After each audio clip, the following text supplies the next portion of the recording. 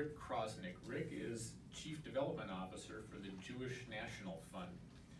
Rick spent nearly 3 decades as a fundraiser in the non-for-profit sector, and for the last 20 years has been part of the team building the Jewish National Fund USA brand into a powerhouse as JNF works towards its $1 billion 10-year fundraising goal. Rick has led JNF's fundraising development team since 2010 when he was named the organization's Chief Development Officer. In this role, Rick supervises JNF's National Campaign Cabinet, a group of top-level lay leaders and fundraising professionals, and develops campaign initiatives, formulates short-term and long-range goals, and identifies fundraising opportunities in support of JNF's transformative work in Israel. Rick is also a U.S. Navy veteran who has served as an intelligence specialist in Air Squadron 35, deploying on board the USS Nimitz and USS Theodore Roosevelt. Ladies and gentlemen, please welcome Mr. Rick Krosnick.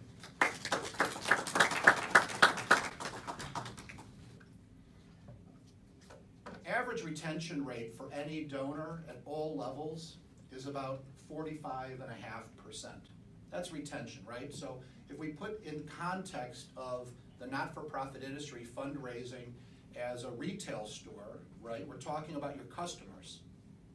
And how much time do you spend managing a relationship to keep your current customers happy, at the same time trying to drive new people into your store? And you talked about the cost, George, of retaining your existing donors versus the cost of acquisition of new donors.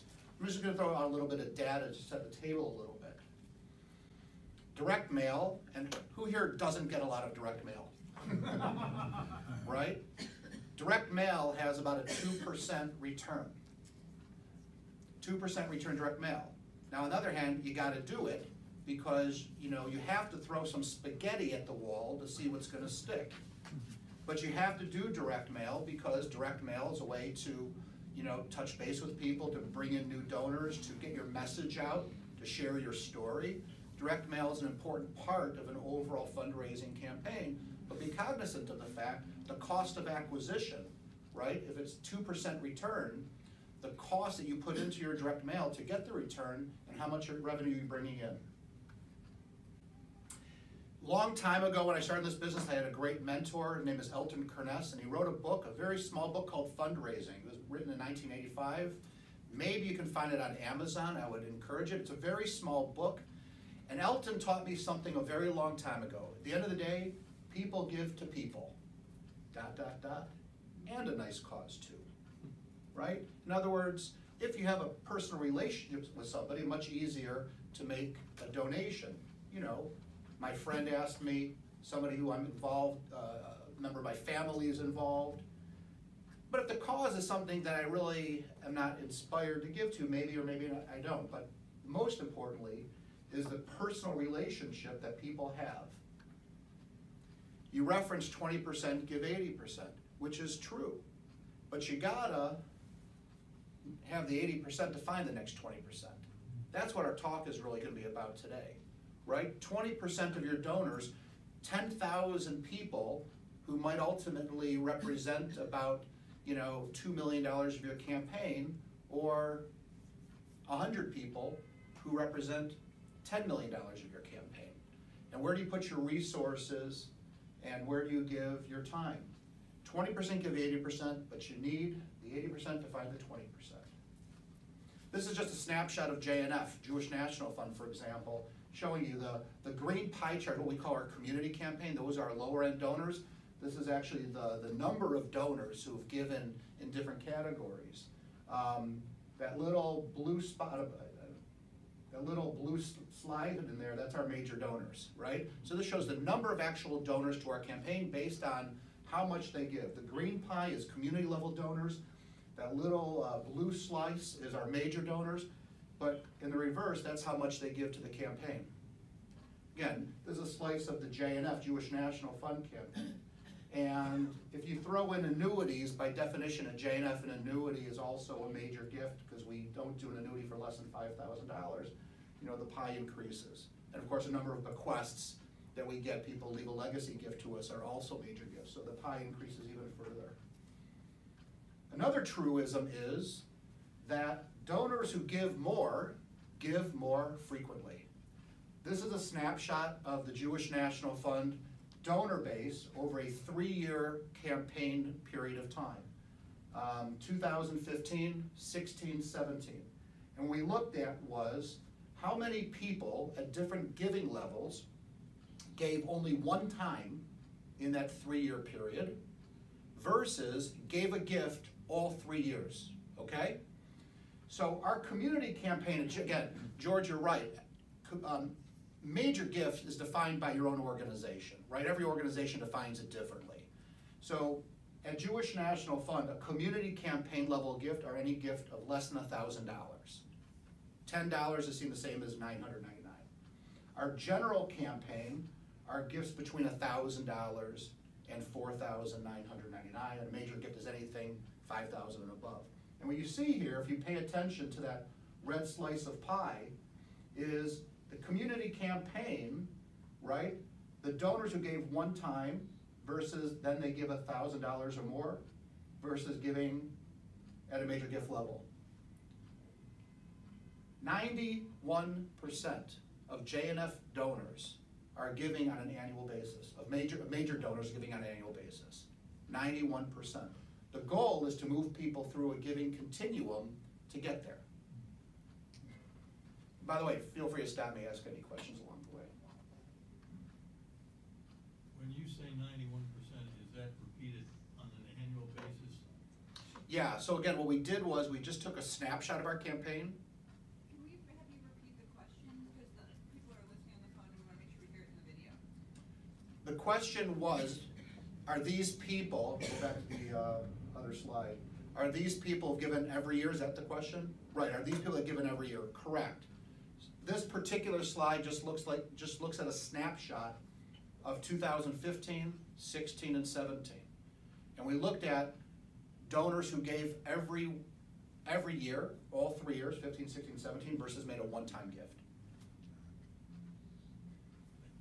So this particular snapshot of time, 91% of our major donors giving $5,000 or more, made a gift all 3 years, versus 75% at the community campaign level.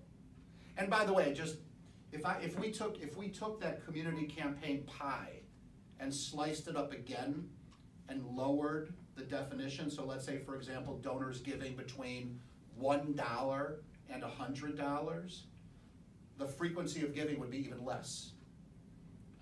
I just wanted to, make the case and show you graphically that as people give more, they tend to give more frequently.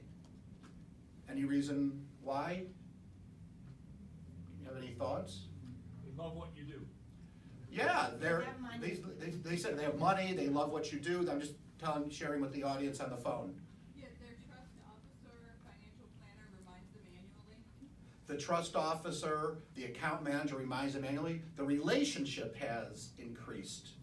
The relationship to the organization, the relationship to the people in the organization, the frequency of contact with the organization has increased, right?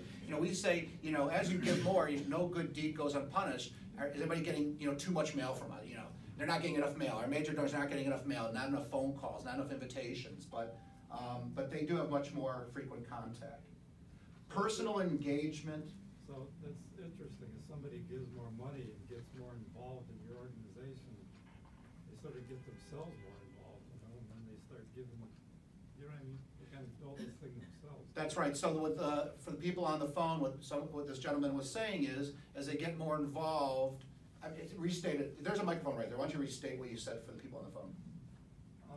As people start to give more money, they get more interested in your organization, and they get more committed to it, and then they kind of build on themselves. It feels like it's them sort of developing themselves. That's what this whole talk is about today. Exactly. You just put it in a nutshell. We just go right to the last slide. Then we can get to the snacks. Right? So it's all about personal engagement, developing a community of donors who are connected by shared values, belief in the mission of the organization, and personal relationships. That's what the goal is for any organization, or should be, is to turn a direct mail donor or a donor who gives their first time gift at any level to increase their relationship to the organization.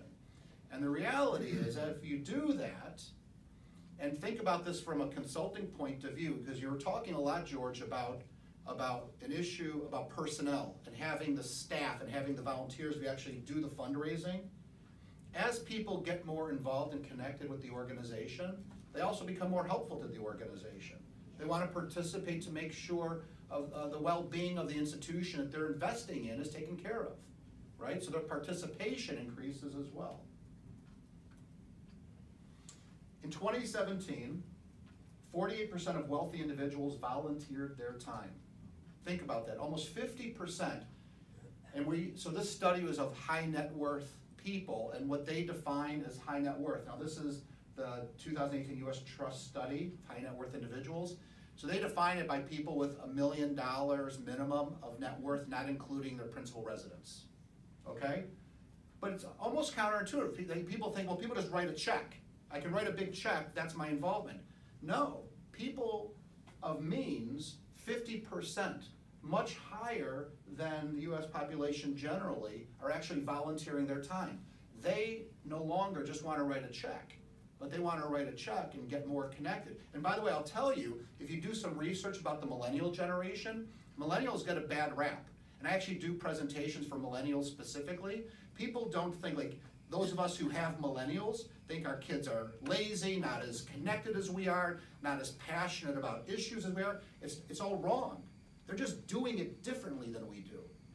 And we just don't understand. How do you take that? Because I have a big problem. Let's take the microphone, then ask your question, because I think you're going to ask a good one. Here comes the microphone.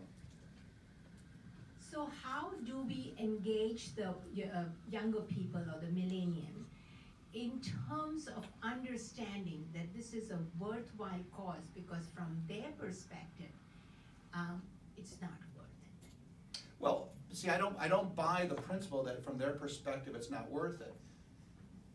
The first slide I talked about values, and we're going to go back and talk about values. So first of all, let's treat them as if they're smart individuals. I understand. So we have to have an intelligent conversation with them and try to find points of connection.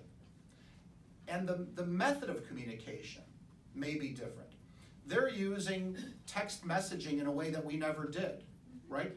They barely look at email, So we've got to find new methods to communicate to them. But I'll tell you this, what all studies show about millennials, they definitely don't want to write a check to a fund and just trust that a bunch of people are going to get in a room and make a decision about how those dollars are spent.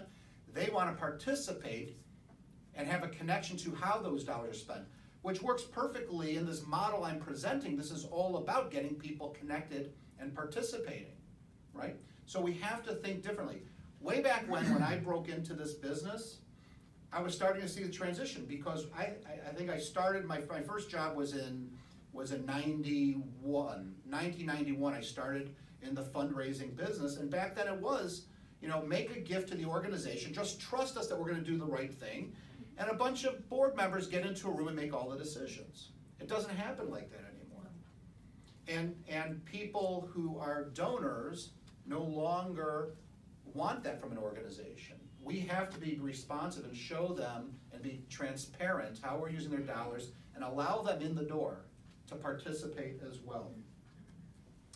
But going back to the slide, if we want to grow major gifts, we have to find avenues for our major donors to be able to participate. Now, who remembers Psychology 101 from college, right? Because now we're going to talk a little bit about Maslow. People want to be inspired, and people want to make a difference. So think about, Psych 101 and Maslow's hierarchy of needs, right? If you think about that, how does a not-for-profit and a fundraising organization tap into some of those primal needs, especially along the issue of belongingness and love, self-esteem, and ultimately self-fulfillment? I propose that a goal of any good not-for-profit organization is to connect people in a way, going back to shared values, with others where they are fulfilling some of those needs for belongingness. okay? Finding opportunities to bring people together who have common values and connection. If you Google why people donate to charity, you're gonna find a lot of stuff. And, but most of this is very common.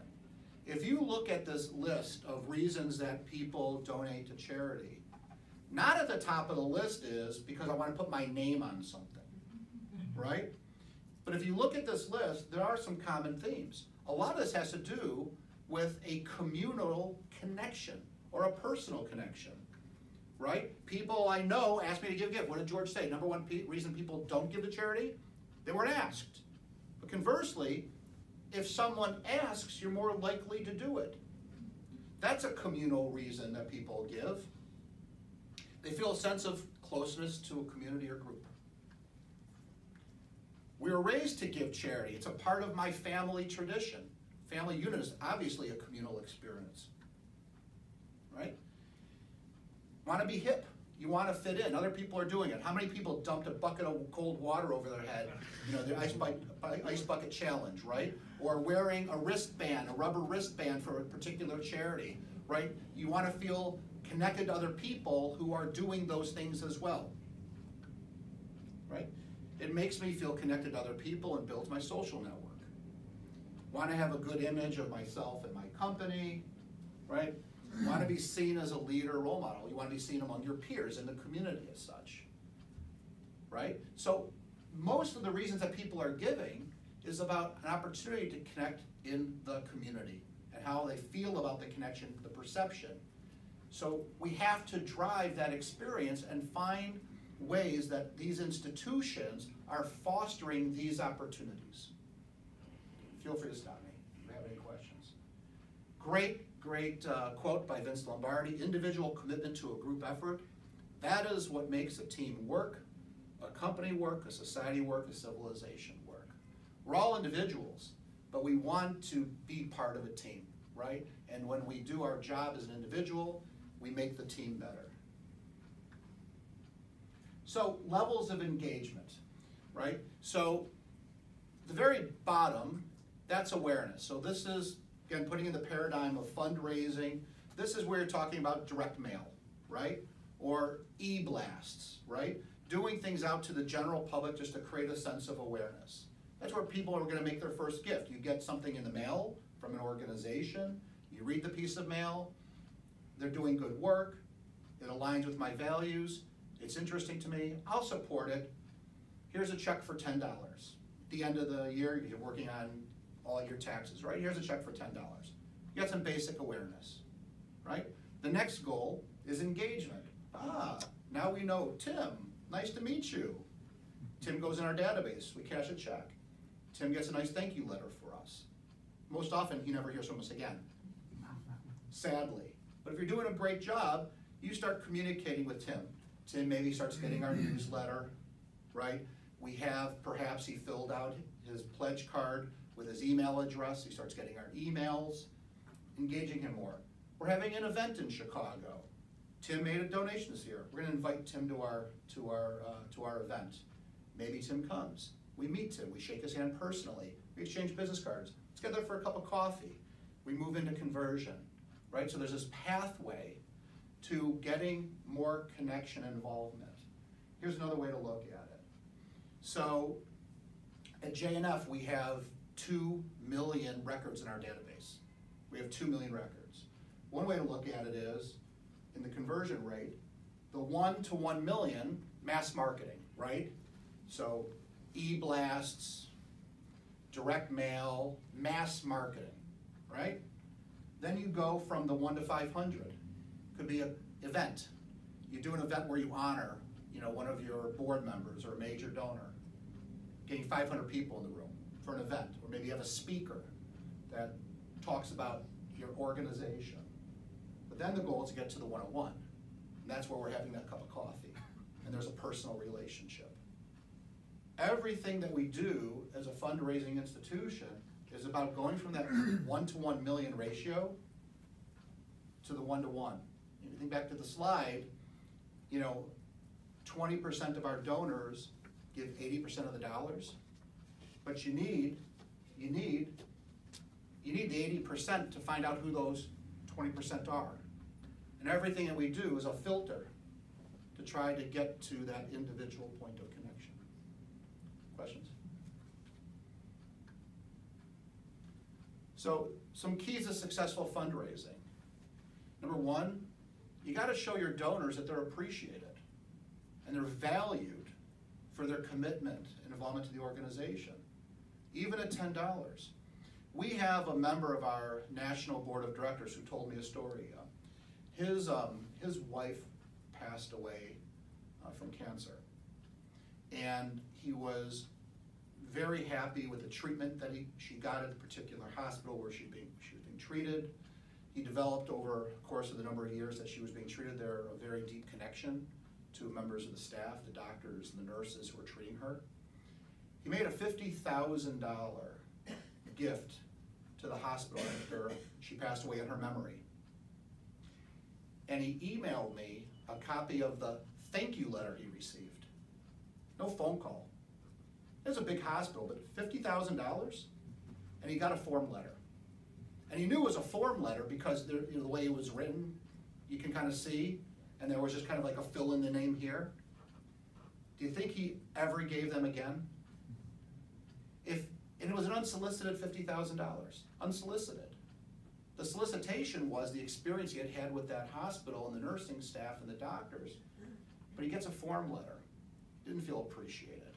If they would have called, showed their appreciation, come sit in my office, let's talk about what we're going to do with this generous gift that you made, right? Check in with him. Show him updates about what they're doing with the money. He could have been into the millions of dollars with them now. There could have been a new wing named after his late wife. The biggest mistake that not-for-profits make is never thanking their donors and not thanking them enough, and informing them about what we're doing with their dollars. Doesn't matter if you're giving $10 or $50,000, it's the same principle. You want to feel that they appreciated what you've done for them. The other one, take a personal interest in the lives of the donors. If you really want to grow a relationship, care about the relationship and invest in the relationship, right? Continuously involve them in the activities of the organization and focus on the relationship. Now this is really hard for smaller not-for-profit organizations because again, you were talking about some of these places that you're consulting with just don't have the staff time. The goal is to build a team of lay leaders and volunteers who can go out there and do it and be part of that engagement process, right? Because we're talking about peer-to-peer, it's really about you feeling connection to an organization and telling everybody else in your circle of friends and relationships, business associates, why you care about this organization. Come with me. Create a community of donors and leaders. And this takes some time and investment. Create a community. Go back to Maslow's hierarchy of needs. You actually have to create opportunities for people to come together. And it can happen in different ways. Create a donor society where donors who give at a certain level are part of a particular society. Wear a name tag that's a little bit different. You have special reception for these donors where they can come together and meet other people who are investing as they are. Involve them on committees. Let them in the door. We talked about millennials. They want to be involved. They want to not just give their dollars, but they want to participate. Create events for your donors to show their appreciation. Group gatherings. Give them individual attention. So at JNF, we have donor societies, and we actually put ribbons on their name tags. And I can tell you this, at JNF, take a step back. JNF went through a major reorganization back in 1997. So we were founded in 1901. And by 1997, it had become a little bit tired, and the messaging was tired, and really took their eye off the ball a little bit. We went through a major reorganization. Up until 1998, there was no annual fundraising campaign at Jewish National Fund. For people who are more familiar with the organization, people were planting trees in Israel, which is a very nice thing, but there was no annual campaign. So we created a campaign from nothing. We said, well, what should a major gift be? People are giving us $10, we can't ask for hundreds of thousands of dollars, we want to condition people to giving. So we created a division at $5,000, and we called it the Herzl Society. Theodor Herzl is, in the Jewish world, a major figure who helped to found the state of Israel, the modern state of Israel. And for the women, we created a special women's giving circle called our Sapphire Society at $5,000. And people got ribbons on their name tags, so they were identified. Okay, these are people who are major donors. And we would have events for these people. And sometimes we would send a special note from our CEO, a special newsletter to these people. 5 years later, we took a census of our database, and what we had discovered was there were 100 people who were giving us $10,000 a year, right? 100 people. So, well, that's an interesting number of people. Let's create a new society for them. Because the $10,000 donors were being treated the same as the $5,000 donors, and they were doubling their gifts. So we created a President Society. And what do we give them? We gave them a ribbon on their name tag. We also created a special trip to Israel for that group, where they got a little bit of a subsidy to go on this group, defining this group. Well, what happened that year? The year that we created the President Society became the fastest growing division in the organization, and we actually took a dip in our $5,000 division, because people were passing by the $5,000 division because they wanted that ribbon. True story. So about 6 years ago, maybe 8 years ago, took a census of our database. There were 125 people who were giving us $25,000 a year, who are being treated the same way as people giving 10. So we had a campaign cabinet meeting. I think it's time to develop a new division here. And for a year, we couldn't start that new division. Why? Because our lay leaders, our board, our volunteers were debating, what do you give them? What are you giving these people that's more unique and more special than the $10,000 division? So they're debating for a year. Do you give them a tie clip, some cufflinks, a pin, a something?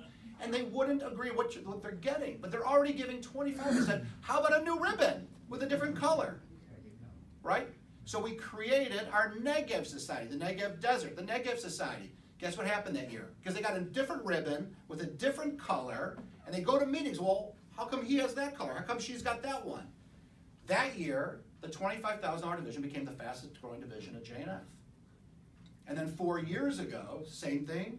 We now had this group of people who were giving us $100,000 a year to the organization, who weren't getting anything. They were self-selecting, creating this relationship to the organization. And we created another society called the King Solomon Society. And we've created other, yes sir? Can we see one of these ribbons? These are the ribbons here. I think you guys are gonna get this, right? Here's all the ribbons. Here's the ribbons. And we have actually different logo icons for each of the societies as well. But the point of it is that what was happening here, we were connecting people and connecting, and they're getting more invested and more invested and more invested. And what we have found is the folks who are the most deeply connected to Jewish National Fund, who are wearing these ribbons, who are the most involved, we don't solicit them anymore. Why? They're soliciting themselves. Because this does go back to having enough human resources to run a fundraising campaign.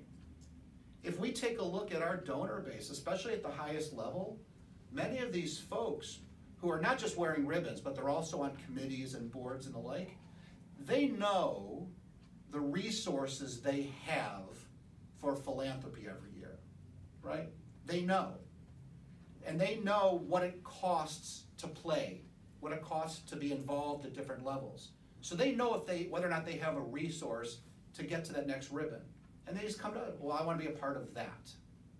I want to be a part of that. But you got to create these points of connections for them and involvement. I'll tell you an interesting story. And it made me feel so good.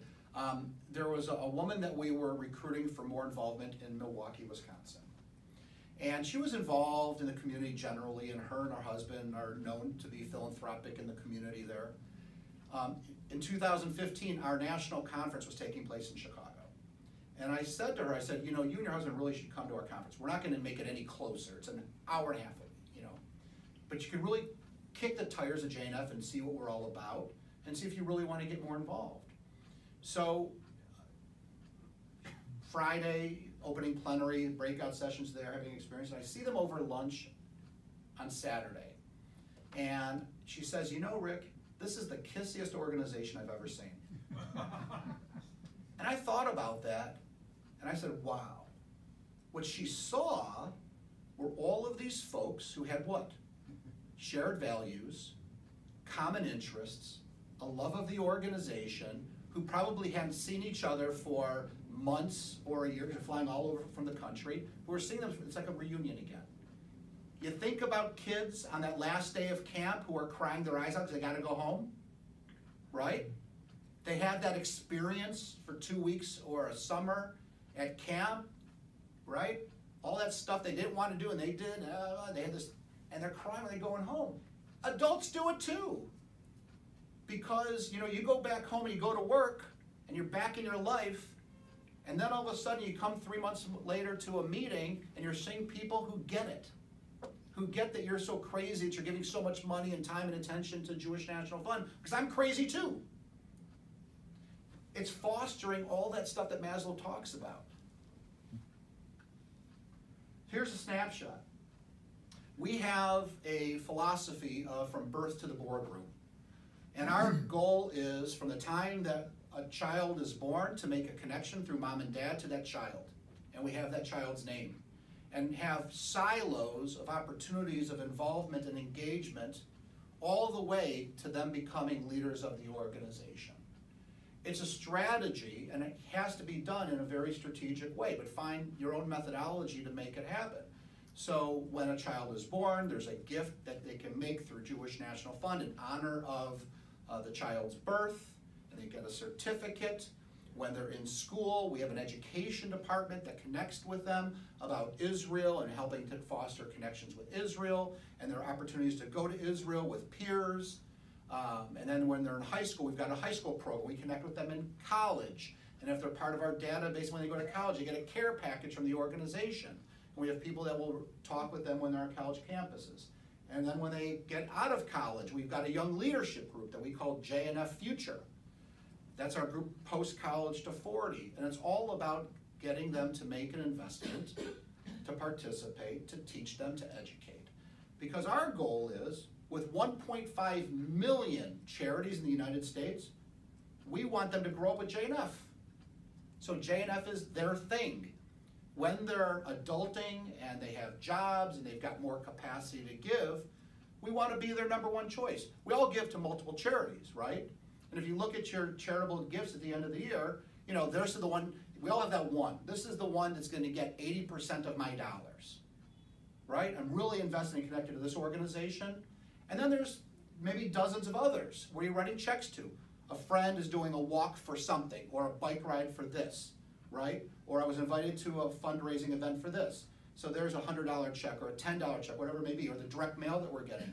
We want to be their #1. And our goal is to have these young people grow up with us so we're their #1, but find points of involvement along the way.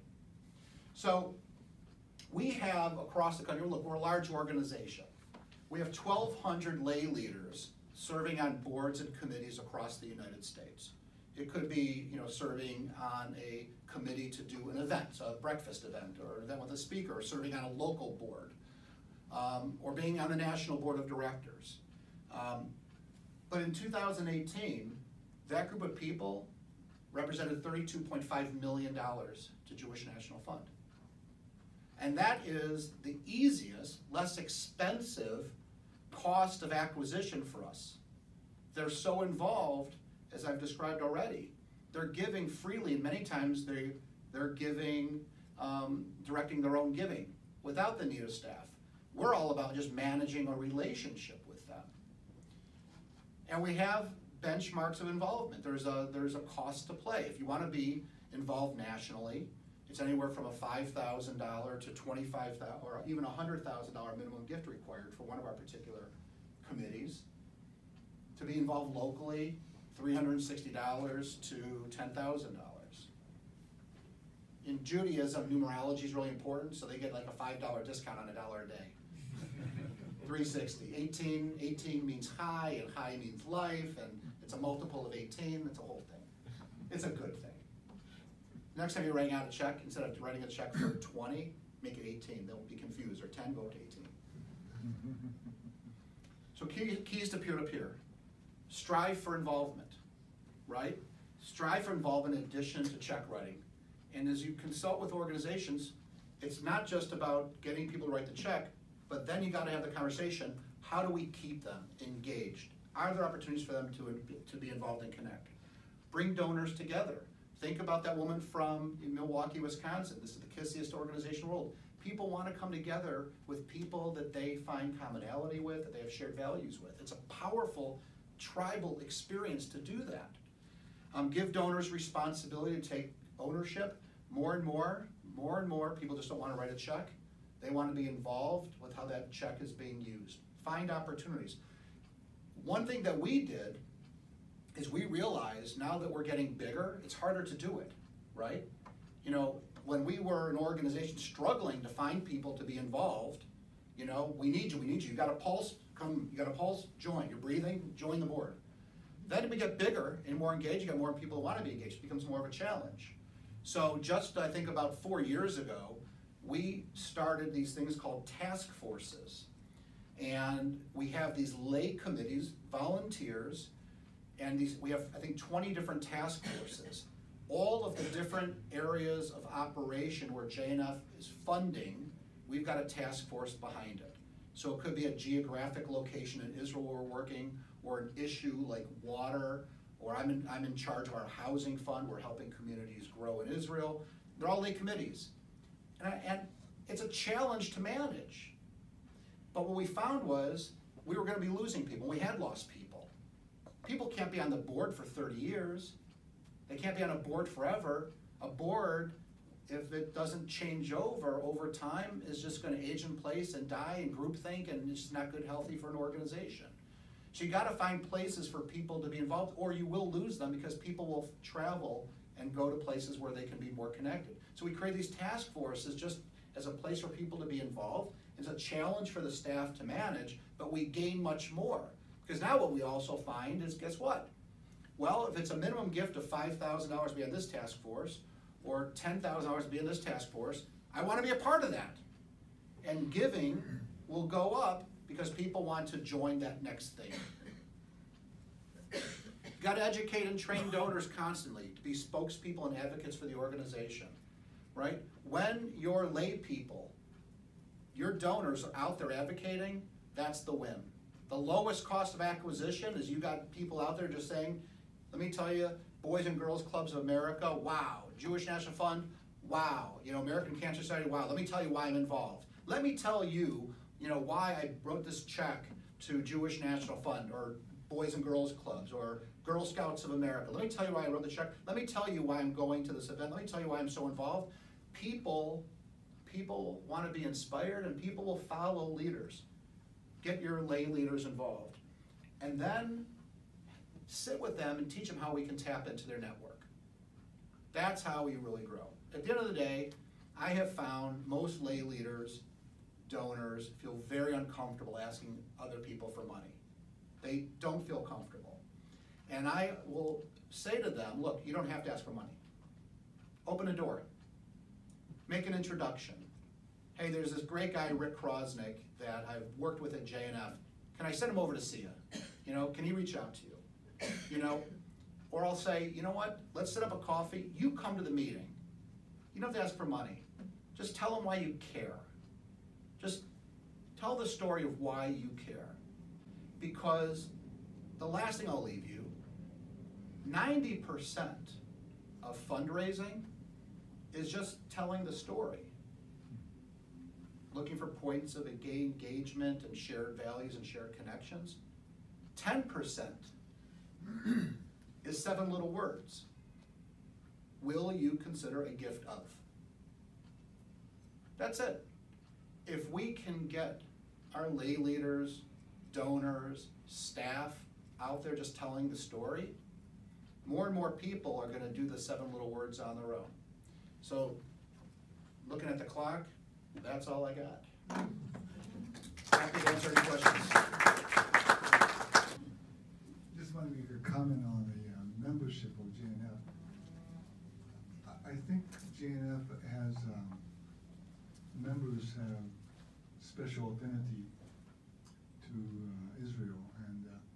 that's a big, big advantage.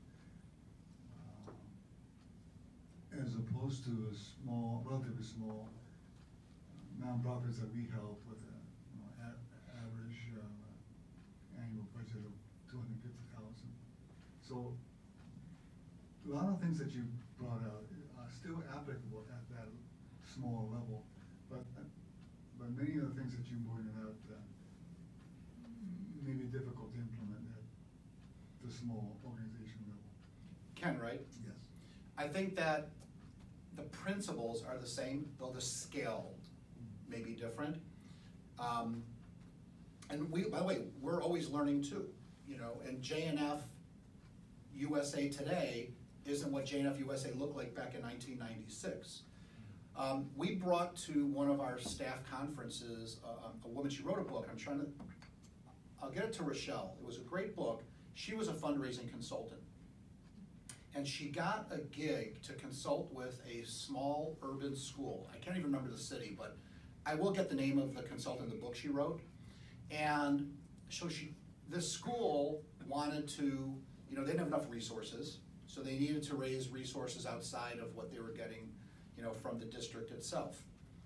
And so her idea was to introduce this great school doing great stuff with very little resources to the community. So she decided to have a breakfast. And now her idea was that, you know, I can't go out and ask people for money because they're not gonna give. I just gotta get people to understand what we're doing here. So she had a free breakfast. She found a place to do this. And she got a bunch of these great kids to kind of line the hallways as greeters when people are coming in and cheering for the people. She just spent a lot of time just recruiting people to come, just as a favor to me. I think she said she had 100 people that first time. People in the business community, neighbors, so forth and so on, okay? Because she knew the school was doing great stuff, but nobody knew it. So we're gonna have a free breakfast, we're gonna feed you, gonna give you an interesting program, 1 hour, go back to work, okay? So 7:30 registration, 8 o'clock breakfast, 9 o'clock get out, go back to work. But she went back to work and she called every single person who attended. Every person. What did you think of the event? Can we get together for a cup of coffee? Can I tell you more? I want to do another breakfast like this. Will you be a table captain at the next breakfast? Well, what does that mean to be a table captain? All I need you to do is to recruit 9 people to sit at a table with you, and there's no obligation. Free breakfast. Can you do that? And she wound up recruiting 5 or 6 people out of the 100. Guess what she also did? She got the first committee, right? And that 5 or 6 people is a factor of 10 if they're filling a table. The next event she did, she had 200 people in the room, and she started fundraising. She just took this seed and this principle, this small little principle, and applied it, and started developing and developing and developing. We're doing that breakfast, by the way. We learned from her. We do that breakfast all over the country now. And it's been a huge tool for us to engage people in a very grassroots way, who are giving us no money. And they're coming in the door, and they're learning about us for the first time, and they have a little taste of us. But then, you know, the only reason to have 500 people in the room is to figure out 50 people to talk to, right? It could be find out who the 25 are, to talk to 2. There just has to be a commitment to the follow-up and the building upon building upon building upon building to grow. Thank you very much. Thank you.